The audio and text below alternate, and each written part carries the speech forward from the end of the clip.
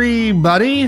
Hi, friends. Well, from beautiful springtime in Salt Lake City, Utah, It's Thank God I'm Atheist. the podcast. I'm Frank Feldman. And I'm Dan Beecher. And coming up on the show today, Dan, the Ten Commandments. They're on the march, on the move, Those wacky commandments, sweeping the land. they came down from Sinai and are going up to Austin. God, yes. We're going to talk about Texas. Boy. Yeah, We're not really going to talk about Texas. We're going to talk about the commandments themselves. The very beautifully conceived and very relevant. The foundational text of these United States, apparently. Apparently. We'll see. Anyone who would say that has never read them. But anyway. Right? All right. Recite 4 of them for me, and then maybe I'll take you seriously. All right. But before we do that, there's business to attend to. What do you got? Indeed, Dan. Well, actually, first, I want to announce that if anybody's looked at what episode number this is, it's 596, which means we're coming up on 600 episodes. Holy smokes. That's going to be just in a few weeks from now. And so we are announcing a 600th episode online live recording extravaganza. Yeah. That will be we're zooming the shit. June 3rd. That's a Saturday. And we're going to get started at 11 a.m. Mountain Time. So it's kind of a weird time to do an event, but that's when we record normally. So, hey, join us is what we're saying. 11 a.m. Mountain Time. That's that you all should be, you can figure it out. You can put off your grass mowing for a little bit or whatever. You'll sort yourself out. Yeah. So come join us. Details and we'll announce details in the next 2 episodes as to how you can join up with to us. Our international listeners who may or may not that might not be great for. I apologize. Might be amazing for. You never know. That's true. You never know. Because there are literally 23 other options. Yeah. For when to tune in. But if it sucks for you, get a better time zone. What can we tell you? All right. Well, first, Dan, I've got a story from the European Union, specifically their Parliament building. Oh. Where there's an art show of sorts. Where is that, in Brussels? In Brussels, yeah. Okay. There's an art show of sorts going on in the halls of the European Parliament building. Okay. Not open to the public. So if you're in Brussels, don't think you can go see this. It's only for the parliamentary members of the parliament and staff to enjoy. But among the pieces of art is a photorealistic artwork, sort of painting pictorial scene, right? That shows Jesus surrounded, and Jesus is sort of, kind of the typical Euro Jesus, white with long brown hair, sure, with white robes, right? And he has his arms sort of stretched out, side to side. Mm-hmm. And he's surrounded by leather-clad muscle daddies, is how the article describes the characters who are sort of, one is sort of clinging to the body of Christ. There's one with chains, who's sort of, kind of looking up at Christ. They're sort of striking poses that you might expect to see in other artwork, other holy artwork. Yeah. Is it titled Christus in the Bear Bar?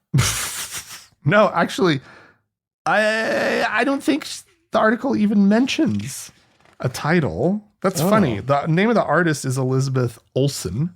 She's a Swedish lesbian photographer. Oh, this must be photography. That's why it's photorealistic. You know what? So much of photography is, and I appreciate that. Anyway, I don't know. It could just as easily be like some AI generated thing as well. This is, we just don't know. Mid-Journey. We just don't know anymore. No, where anything is coming from. But no, it's art. But not everybody's an art appreciator, I guess you could say, Oh. appreciates fine art in Europe, much to the contrary of the stereotype that I think most Americans have, that everybody just That it's just has an art free for all down there. they're all art history majors over there in Europe. No, that's not the case, especially if you are a member of parliament from Italy or Poland, Oh who my God. those the right-wing politicians from those two countries are upset about this. Let's see. There have been threats to close down the exhibition and possibly remove photos deemed controversial. Who knows who is making the threats or how how much power they have to actually do it. But Matteo Salvini, let's see, who's Italy's deputy prime minister, said on Facebook that the photo he just says art ? No, just vulgarity. Oh my God. And let's see. They don't like. Is their Veronica- objection the leather? It's fashion. Well, yeah. Is it a fashion objection? Maria Veronica Rossi, a member of European Parliament from Italy's right-wing populist Lega Nord, said it represents Jesus surrounded by apostles dressed as sadomasochistic slaves. Well, she knows a thing or two about this stuff. I know. The lady doth protest too much, methinks. This is Olsen, the artist. She says, I would say, and I watched the video of her and she's delightful. She said, I would say that there should be more understanding because there are a lot of pictures of Jesus with heterosexuals, billions of paintings by famous artists. But this is just one picture of Jesus loving LGBTQ plus rights. One picture should not be so scary to them. Well, especially considering that the objections are coming from the Italians and the Polish, and that's because they're the mega Catholic countries. But excuse me, what could be gayer than Catholicism? Can we be real about this right now? Yeah, no kidding. I mean, they love their fun little outfits and fancy slippers and they're like gay rent boys. Come on. Like what's the only thing that we hear about priests in the Vatican? Yeah, being naughty. I mean, you say gay rent boys. I mean, they're more like they enjoy like being gay predators. Well, than that's not a gay thing. That's a that's true. That predator thing. I'm going with the gay thing. That's true. But. All right. Well, I am going to take us back to these United States, where an English professor at an evangelical university, which you're making a mistake right there. This is Taylor University in Indiana, and the professor's name is Julie Moore. Who is an associate English professor, or rather was. Oh no! Has been fired. No, for a rather egregious assignment, or rather a series of assignments that she should have known better. Here's the thing: if you're at an evangelical university, I can see why, if you had controversial theological positions, if you were like promoting, being nice to gay and trans people, for example, I can see why they'd fire you. This one's a little bit much. This woman was fired for assigning her students to read just sort of anything that talked about people of color and their experience. Just anything. Specifically, Jamar Tisby, who is an author, a Christian author, but sort of wrote about the African American experience with Christianity. Oh my God! She also assigned Ta-Nehisi Coates and Martin Luther King Jr.'s letters from a Birmingham jail. Like these are not anti-Christian writers. They're just writers who speak to the black experience in the United States of America. But boy, that is exactly the kind of woke nonsense that will not fly at Taylor. I'll tell you that right now. So yes, wow. Martin Luther King Jr. Like they're upset about that. Yeah, listen. He was a preacher. It makes. They're all Christian. I mean, so many of them are Christian. Holy cow! But it makes. Here's the thing. When the white people have to confront the possibility that their people might have done some meanie poo things ever in the history of anything, it just makes them uncomfortable. They don't like that. Don't make them think about it. It's not nice. And also, the concept of wokeness, just in general, is the grand boogeyman of all time right now. Like just caring about other people's experience, which is really all that wokeness actually is when you boil it down, is just caring to know and understand someone else's experience other than your own. I mean, it's a bridge too far, Frank. Yeah, but I mean, and if you listen to how Christians sort of talk about themselves, you would think they'd like that.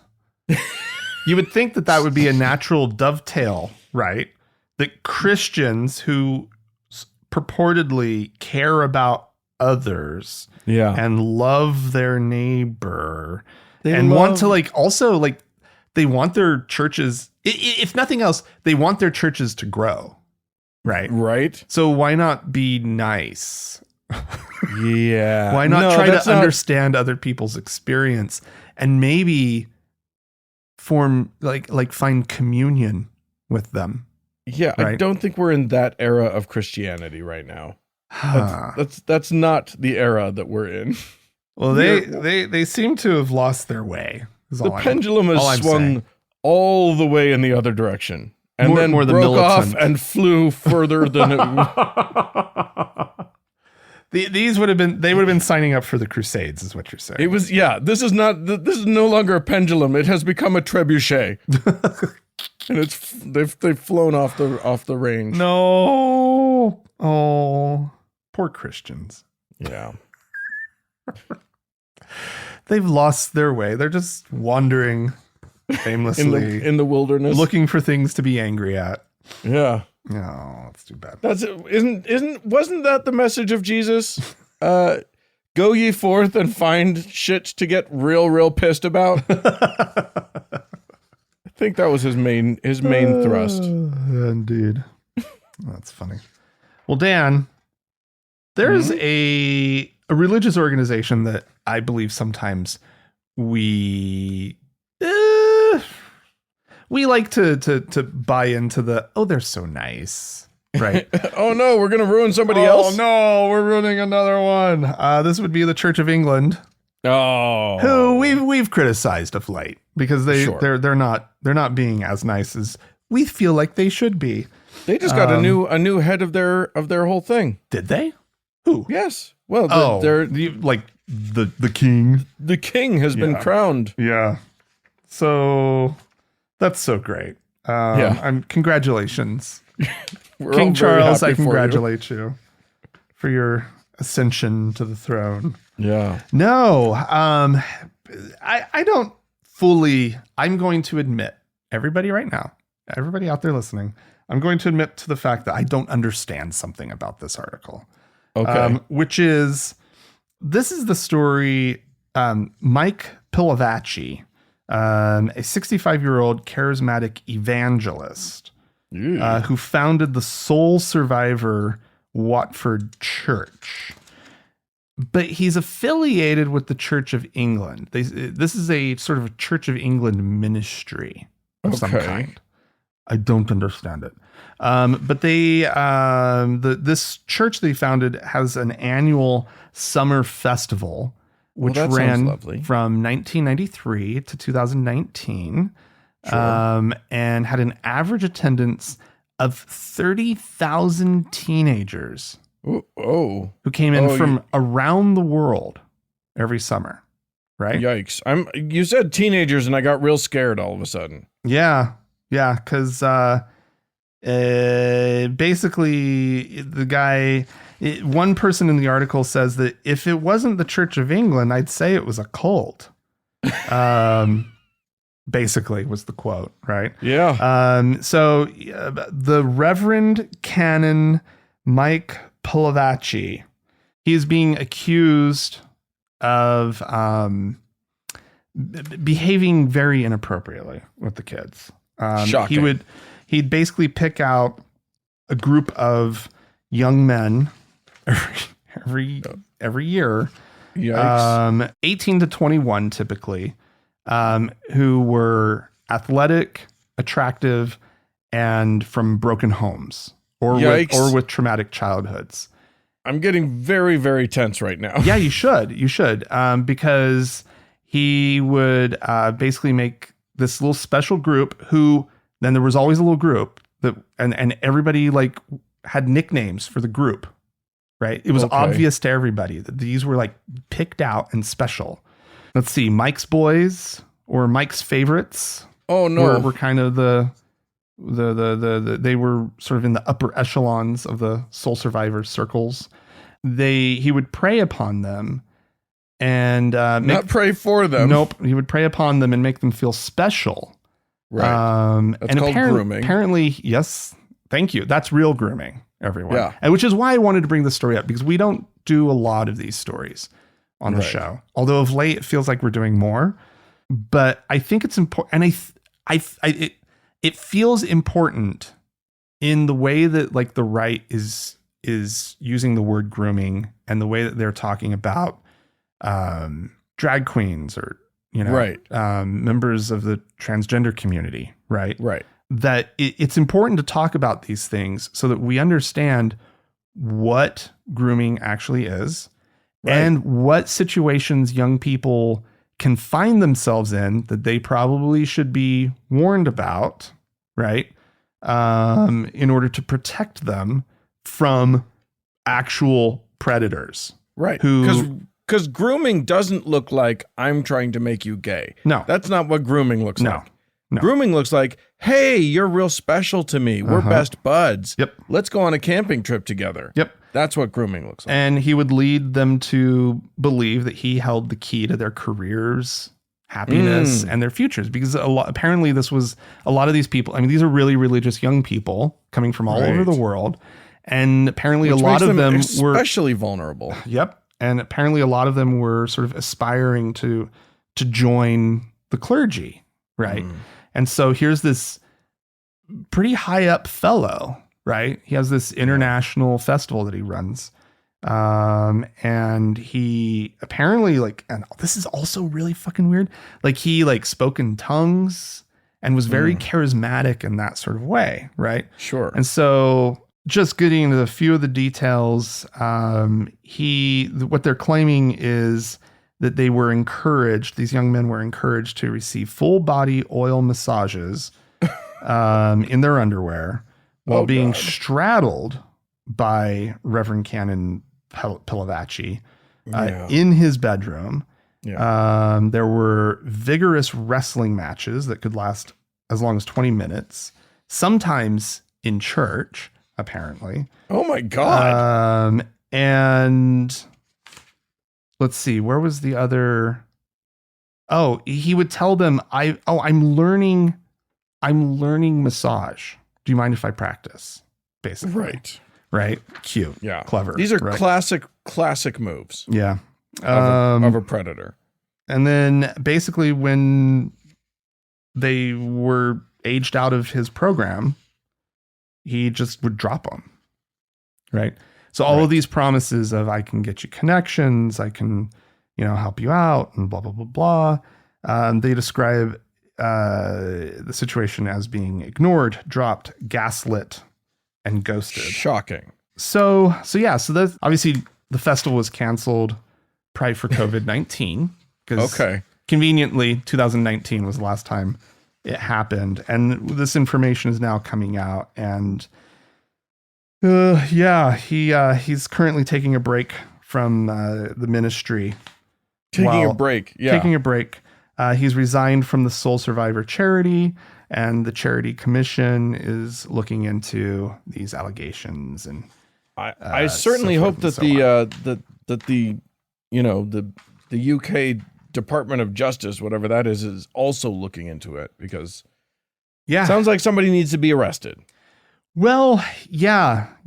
I'm just saying, don't leave it to the church to handle this. This is right. This is something that needs to be handled by the state. There needs to be an investigation. See how far he went, and how many people were preyed upon.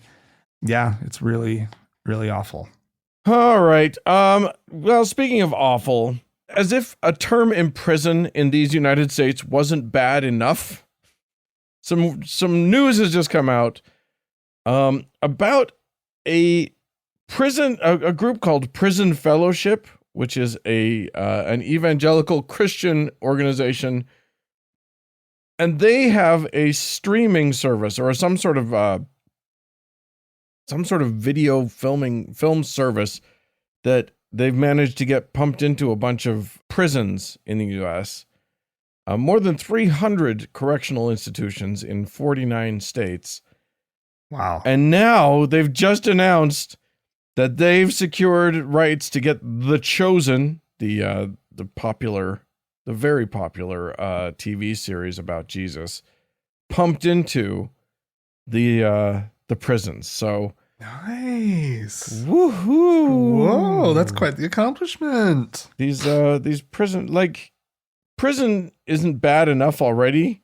We have to subject them to, and apparently this is just the newest thing in the lineup of much, much worse Christian propaganda bullshit that these people have been pumping into our prisons.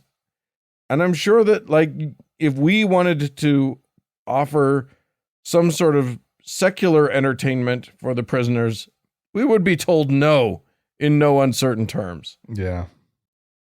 But the propagandizing of Jesus is absolutely allowed. I I'm sorry. There's just no crime that's where that's justified. Where that's justified. That is a punishment that goes a little too far, if you ask me. Well, cruel and unusual are the words that that come to mind. You know, if prison wasn't enough of a deterrent already, now it is. Now I feel like now I know that I definitely don't want to go to prison. But yikes. Yeah, that's the entertainment that's available to you. So well, good. Nice. I hope our inmate population is okay. Are you guys okay? No, probably not. All right. Well, as long as we're on the topic of crime and punishment, I suppose. Here's the story of about 6 Libyans who've been arrested and are now facing the death penalty for the crime of converting to Christianity. Yeah. And in Libya, really, yeah. In Libya, yeah. And while you know, it probably is some sort of crime against humanity to convert people to Christianity. It's not a great thing. We're not in favor of it. No, not at all. However, we are stridently pro freedom of religion. Yeah, obviously, and anti-actual persecution. Yeah, and also anti-death penalty. That's where I am. Yeah, sure. I don't like it. I think it's bad. Anyway, yeah. So this was sort of news to me that Libya was this strident in their pro-Islamic sort of situation. Well, and correct me if I'm wrong, but generally speaking, in these kinds of countries, in these like insanely Muslim countries, it's not a crime to be a Christian, but it is a crime to stop being a Muslim. Yeah, that's Islam's take usually, right? Is that if you're already Christian, fine, you're okay. You're fine. Allah hates you, but he hasn't told us to kill you. Right. Right. Yeah. So No. So their penal code punishes any attempt to circulate views that aim to, quote, alter fundamental constitutional principles and the fundamental structures of the social order, which is seen as being Islam. The arrests were made to, quote, stop an organized gang action aiming to solicit and to make people leave Islam. This is where Libya's at this point. This is from a human rights activist by the name of Noura El Jerbi, who she's been forced into exile after receiving death threats for her work. Get the fuck out. She says, even now, I keep being threatened for only defending freedom of beliefs. Society doesn't accept discussions about freedom of beliefs. Before the arrest of those people, there was a fierce campaign against them on social media led by former regime supporters. She says, boy, I did not know this was going on. And it's something, yet another place in this world I really don't want to go to. I think it's off my list. I think I'm officially scratching Libya off of my my travel bucket list. And darn, we were so looking forward to our Libya trip before all of this. Oh my goodness! Like, I just didn't realize. You know, all of our listeners in Libya. We feel for don't you go. guys. Don't go. But you and I should especially not go because we might be on a list or something. Dan, we for the rest of our lives have to be very careful about our travel. We really kind of do. Yeah. Like, it's just there are obvious places in the world where we're fine.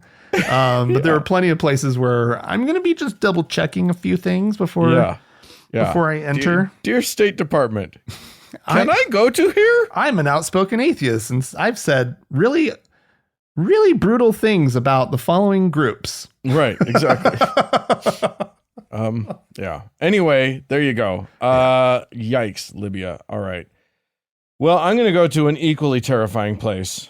Los Angeles. It can be. It can be. It just depends on who and where you are. No, LA is the home of Atheists United, which is a nonprofit there in the LA area. And they have a little subgroup that they call their Atheist Street Pirates. And these guys, they don't have ships, unfortunately. I doubt they even have a parrot, which I think if you're going to use the word pirate, what are you even doing? Patches, however, eye patches, maybe? Right? Yeah. Somebody, they got to recruit someone who's an amputee below the knee just to have a peg leg in there. I don't think they do that anymore, Dan. Look, if you're not going to have fun with it, then what's the point of anything? Anyway, these street pirates, what they do is technically not really piracy, but they go and find they find signs that people have put up that just say things like Jesus signs. They find stuff, not billboards, but stuff that people staple to lampposts, that sort of thing. Sure, okay. And they take them down.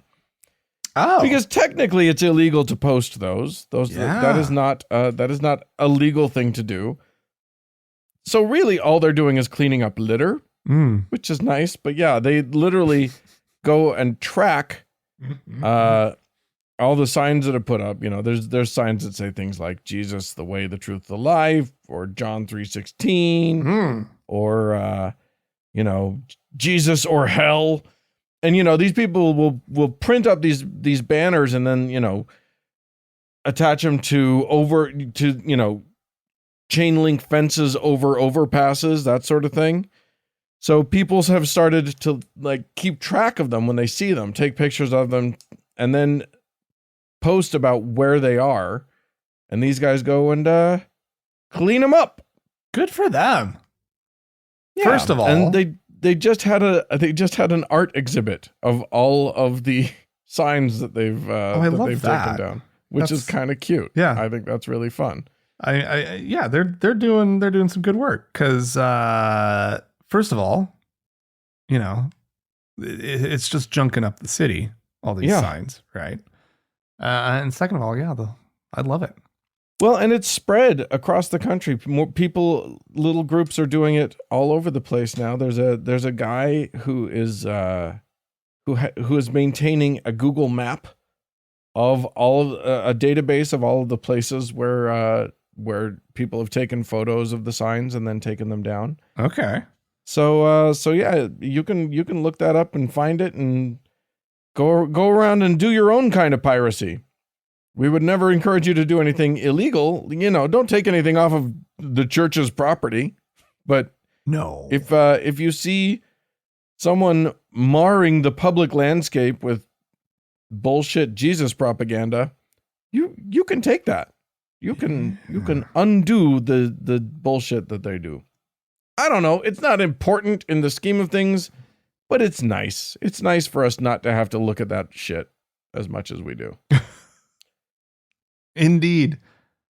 Well, if you live in an area where you're bombarded with Jesus, let us know about it. You can write to us, podcast@thankgodimatheist.com. Or call and leave us a voicemail message. The telephone number is 424-666-8442. Stick around. There's more show coming up.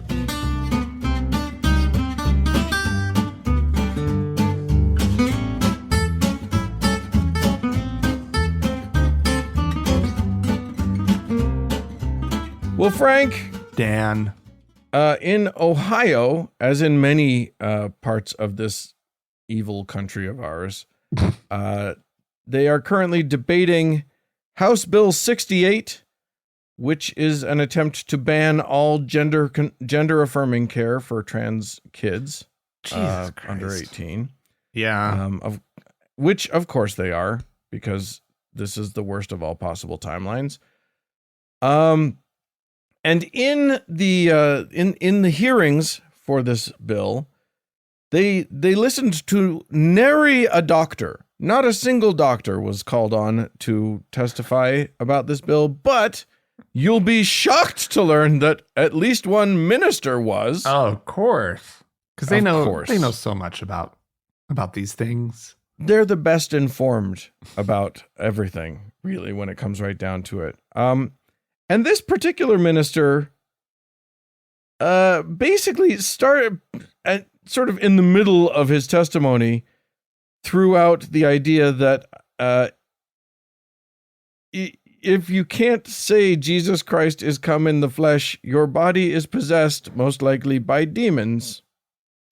To which one of the Ohio members took some umbrage, was not pleased by this, decided to call him out on it. This is State Representative Beth Liston challenging Minister Stuart Long about this. So anyway, it's an amazing interaction. He is A, absolutely sure of himself, and B, completely incoherent. This is a lot of fun. It was fast, but did you just call our Hindu, Muslim, and Jewish members demons? I heard you say if they did not have Jesus Christ in their heart. If you don't have the Holy Spirit inside you, there's a phrase you can't say, Jesus Christ is come in the flesh. And if you are open to those other gods based on that faith, you're allowing other gods, non-Yod-Heh-Vav-Heh gods, to possess your physical form. Follow up. So that would be described as being giving access to your physical form. You're the mystery, hidden from angels for generations, the hope of Christ, hope of God, Christ in you. So if you're not down with that, so to speak, if you're of another religion that's not of that, you've given access to non-godly entities to make your decisions. Representative Liston, could you bring this back to HB 68, please? Well, Spiritual so discussion. We can have it I'm offline. concerned that he's calling our members demons and saying that that's why we support this, Not or we are demons. against this No, bill. we're all hopefully human entities, but like what you allow to rule you're a spirit, your soul, and a body, right? And what you allow to rule in the spirit controls your physical soul and your body if you're in order. But a lot of times your body's in control, uses the spirit to feed its energy. It's kind of a metaphysical conversation. I'm not calling you demons. I'm just bringing up the fact that you might be possessed and making decisions without the discernment of God. All right, and I will just say on behalf of my members and those we represent of other religious backgrounds that any opposition to this bill, I will strongly say, is not from possession by demons. Wow. Oh my. Here's the thing. God If damn. that person is giving testimony in a House or a Senate, in a legislative chamber, they should be kicked out as a ranting lunatic. Yeah. This is someone who is allowed to be some sort of important witness in this debate. An expert who's been called Are you in. That was nonsense. I'm speechless. Yeah. I'm honestly, like that's how far gone the Republican members of that legislature, and let's admit it, most legislatures are at this point. Yeah. Right. That they don't see how he's not credible. Yeah. Because they should be. And I feel like 15 years ago would have been embarrassed by this, deeply embarrassing. by whoever had decided to bring this guy in. Yeah. And that person would have been strongly talked to of like, you need to bring in, you need to go find, some actual expert who's off the rails, right? Somebody who has some credentials, even if they're fake, right? Yeah. Not some stupid pastor who doesn't know what the fuck he's talking about. Oh my God. What stood out to me? That he referred to his God as Yod He Vav He. Yeah. Which is the Hebrew letters in the tetragrammaton, which is the name Yahweh. Right. He just spelled Yahweh. Okay. But he didn't say it. He just, what the fuck? What the fuck are you doing? What is happening to Christians right now? Are you guys okay? They're not. They're The not answer, okay. I will answer for them. No, we're not. No. They're not okay. We are not okay. And they're making that's what this they should country be not saying. okay. Yeah. Okay. Well, there are some slightly more okay people out in the world, and those people are our listeners, and they've written into us, and so we have some people to respond to. So here we go. Bess writes in to say, "Hey, Frank and Dan, back during the plague times, way back then, huh? Back when there was still COVID. Oh my gosh. Okay. Yes, back during the plague times, I was forced to confront my father's Facebook-fueled vaccine conspiracies head on when the COVID-19 vaccines had been approved for adults, but not for children. My in-laws had gotten their shots and seen my kids, but my father refused to get his vaccine despite my mother being immunocompromised. Oh, Jesus Christ. She got hers ASAP. Right. I set a rule that no one sees the kids without a shot. My youngest is a NICU grad, and I was not messing around with quarantine. But my mother put pressure on my dad, who in turn made the choice to burn our relationship down over the issue, accusing me and my pediatrician of all sorts of interesting things, which I did my best to let roll off my back. In the end, he caved, got the J&J. I don't care what he got as long as he had something, and finally got to see his grandchildren. Not long after, he picked up COVID-19 and was just shy of hospitalization for a few days. To this day, I thank Lilith that I was stubborn enough to force his dumbass to get the shot. It's probably why he's still here. Yeah. While I am all for meeting people where they are at, I also wholeheartedly agree with one of the old tenets of AXP. You can't have a productive discussion when you don't share a reality. Yeah. Sometimes you have to put a line in the sand and let the other person make their choice. I think that's absolutely true. Yeah. You can only control you. You can't control the other people, so you have to know where your boundaries are, and sometimes you have to hold to them to the point where you let the other person, burn it all to the ground. It's not great. It's not great out there. Yeah. Rough times. Oh, okay. We're living in weird times. Yeah. Hello, Frank and Dan. This is from Miles.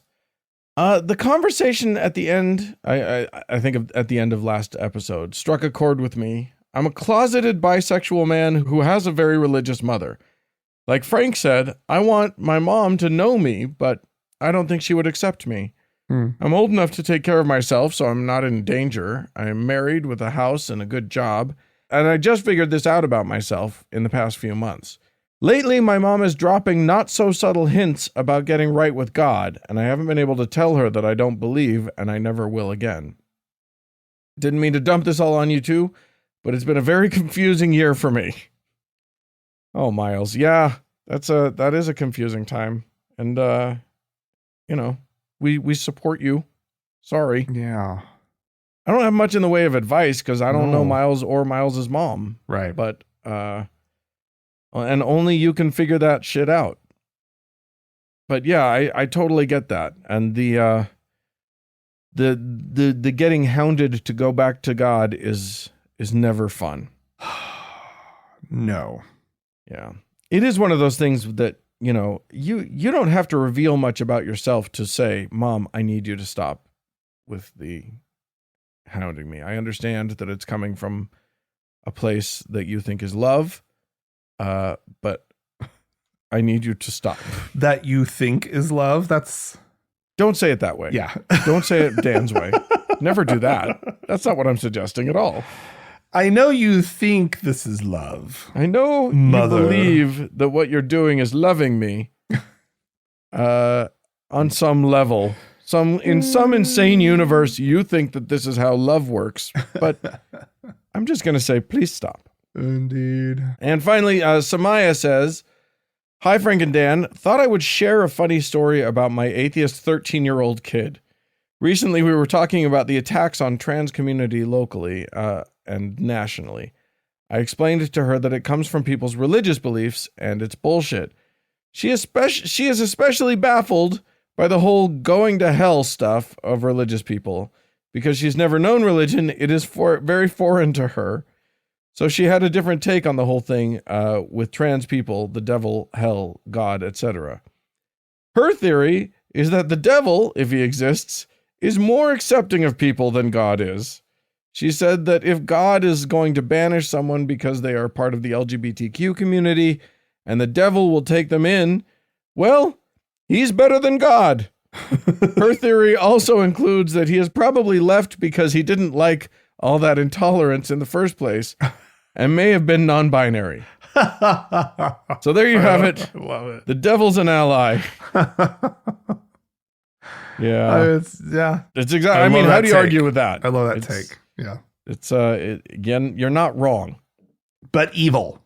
But you are the devil is evil. The devil's bad. Mm-hmm. But God's the one that has murdered everybody and then sentences people to eternity for temporal crimes. Right. So, yeah, fun, cute. God, Yay. You're cute.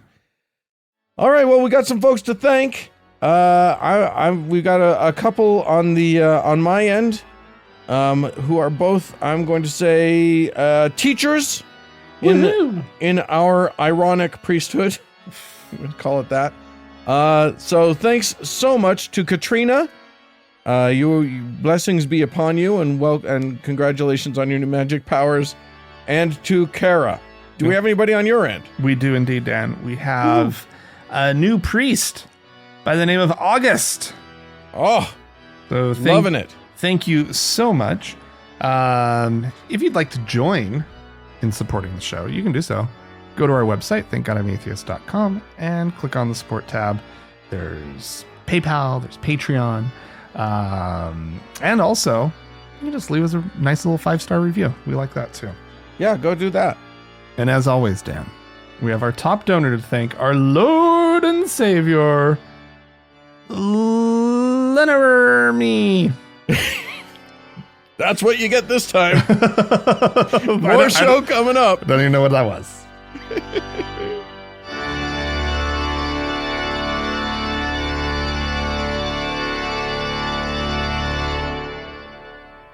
Well, Frank, Dan. one of the things that's happening right now in the fine state of Texas, Just such a great place. I was just there, and boy, was it Texas. It was as Texas as you please. One of the things that's happening there is a bill that is that would require every public school in the state to put the 10 Commandments in every classroom. King James version only. None of this. Don't get fancy with it. only the King James. You can't get creative about it. They feel like they've learned some lessons about how people will attempt to circumvent these laws by doing something weird. Anyway, here's the thing. The 10 Commandments, what they say, what they constantly say, is that the 10 Commandments aren't just Christian. They aren't just a religious thing, series of laws. They are foundational laws to our whole society, to our legal system, to our education system. They are deeply important. Culturally, not just religiously. They're not just religious things. So it's not imposing Christianity or Judaism on students. Yeah, because how would you know right from wrong, Dan, without these 10 commandments? They're so critical in just being a good, decent human being, right? They're perfect. They're the perfect. Like if everybody you couldn't craft a better set of 10 rules. No. And honestly, like if you just lived by these 10 rules, if everybody did, what a world it would be. Everything would go great. Everybody would be just treated with such respect and goodness and kindness. It'd be such a peaceful world. Nothing's ever gone wrong. Yeah, none of that. None of that is right. Of course, people by people who follow these 10 commandments. But I thought, rather than us stating what is obvious to all of our listeners, right? I wanted to go through the 10 commandments and just see what it is that they are claiming is so fucking foundational to our country and to the world around us, the culture of the United States of America. Okay, sure.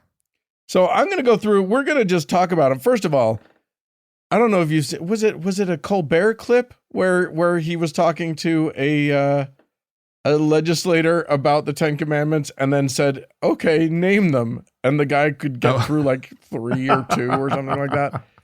That's a brilliant thing to do. And if you're ever in a conversation with a believer about this, do it.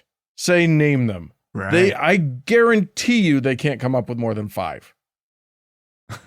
But let's start with first of all, there's not even agreement about what they all are because different traditions count them differently and put them in different orders and all sorts of stuff. But we're just going to go with the sort of the standard interpretation of the King James 10 Commandments from Exodus. It's also in Deuteronomy. And we'll start with, "I am the Lord thy God, thou shalt have no gods before me." No. Okay. Yeah. Okay. Pretty foundational. That's the one that they actually care about, by the way. That is the one. The people, these legislators, they're trying to make it about like, no, this is what our laws are based on. But what they really want to do is impose their religion on people. And that's the one that they're most impressed by. Okay, so I'm really great. I'm the best God. That's number 1. Okay. Number 2, thou shalt not make unto thee any graven image. Now, I think that what kills me about this is that people stop there, but I'm going to read the rest of that sentence because the sentence doesn't stop there. No, I'm looking at thou shalt Thou shalt not make unto thee any graven image, period, Dan. That's what I'm looking at right here. Well, okay. You're that's saying not you're correct. saying it goes on. There is more. Oh, okay. In the King James Version, thou shalt not make unto thee any graven image or any likeness of anything that is in heaven above or that is in the earth beneath, or that is under the water, or that is in the water under the earth.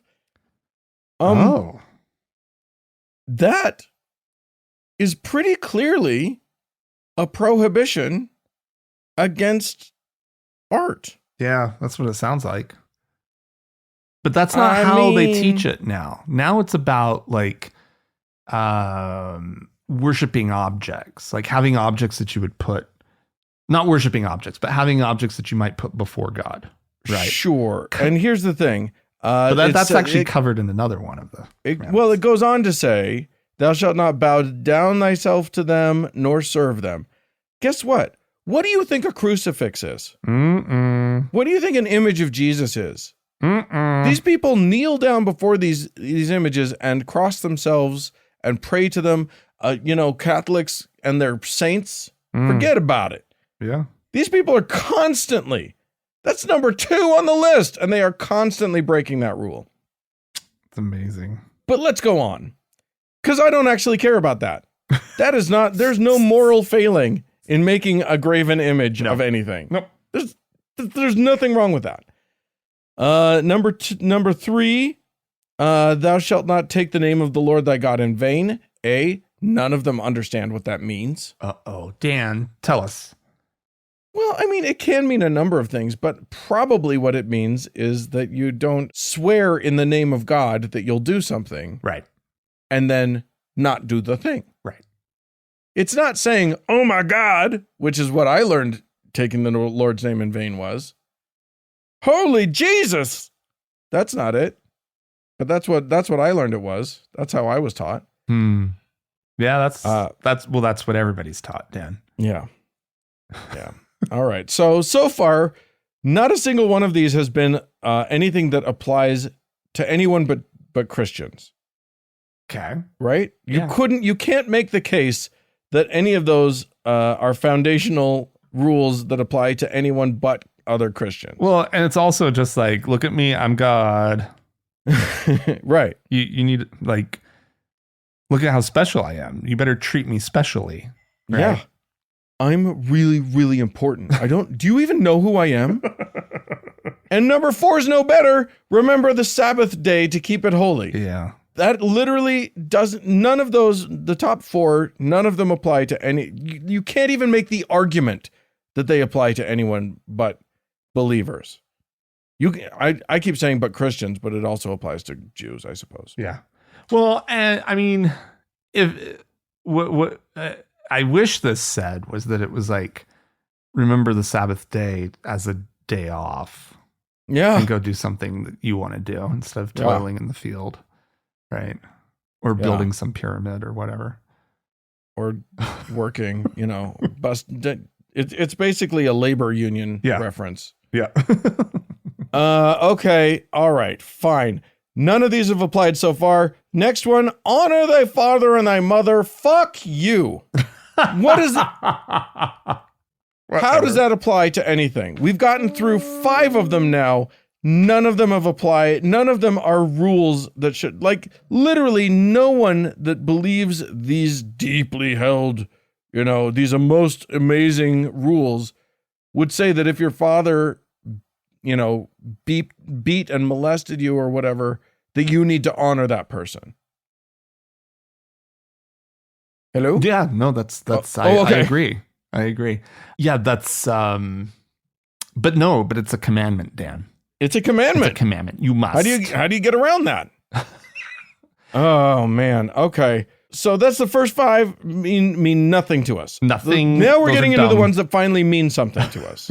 Right. Here we go. But these are also incredibly special, and you would only know this, right, if you're following the 10 Commandments. And no society that has ever existed have come up with these rules. Right. If they didn't follow. They're not obvious at all. Right. Only if God had told them to you on a mountain would you understand that these are good ideas. Here we go. Number 6, thou shalt not kill. Yeah, really, really cool. Insightful. Coming from Texas, the capital punishment capital of the world. Number 7, thou shalt not commit adultery. Okay, fine, whatever. Number 8, thou shalt not steal.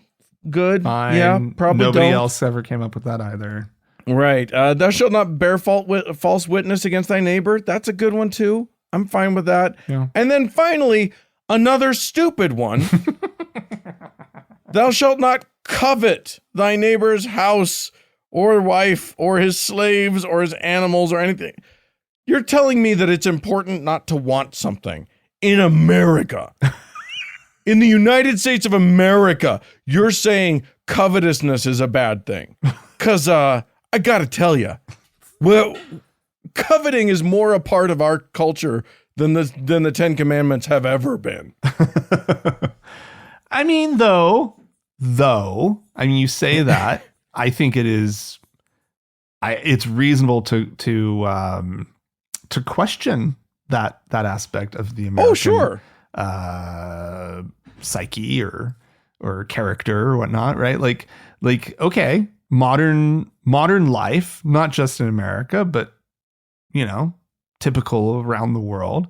It's about stuff, right? It's about acquiring stuff. We're talking about late stage capitalism. Yeah. And it's like, it hinges on covetousness. yeah. And it's like, I question that as something that we should be doing as much as we do. Yeah. Like, you know, I agree. like I agree we consume too much, and it's because we want stuff. And wouldn't it be great if Christians actually believed the 10th commandment? Wouldn't that be astonishing? Yeah. If Christians actually cared about the 10th commandment? yeah, if they didn't, if they actually like dived into it. Yeah. Right. Because I'm sure they think they understand it. Right. Right. But no. No, I think you have to look at it a little bit more broadly. Oh my in the God. sense of like what we were just talking about. Yeah. Okay. So to sum up, Christians don't even believe in their own goddamn 10 commandments. They're just trying to proselytize to the non-Christians and make life a little bit shittier for everyone who isn't a Christian in this country. It's number 1. It's commandment number 1. That's right. Only reason. That's the only thing they care about. Yeah. And I guarantee you that most of the posters will have that one bigger than the rest. Guarantee it. Indeed. I think they should actually be required to have granite monuments made yes, for they every have to classroom. Be hand chiseled out of stone in every classroom. Yes, that's what I want. All right. Well, if you would like to comment on this or any of the things we've talked about, or just any old thing, write into us, podcast@thankgodimatheist.com. Or call and leave us a voicemail message. We'd love to hear from you. The telephone number is 424-666-8442. Yeah, go to the Facebook page, facebook.com/TGIAtheist, and click that like button. And if you'd like to join one of our members-only lounges, there's one on Facebook, there's one on Discord. You can go to thankgodimatheist.com/members-only. Yeah. Hey, thanks so much to the Red Rock Hot Club for the use of their fine music. And thanks to Gordon Johnston for the use of his music. And thanks to all of y'all for tuning in. We sure do appreciate you. Thanks so much. Bye-bye.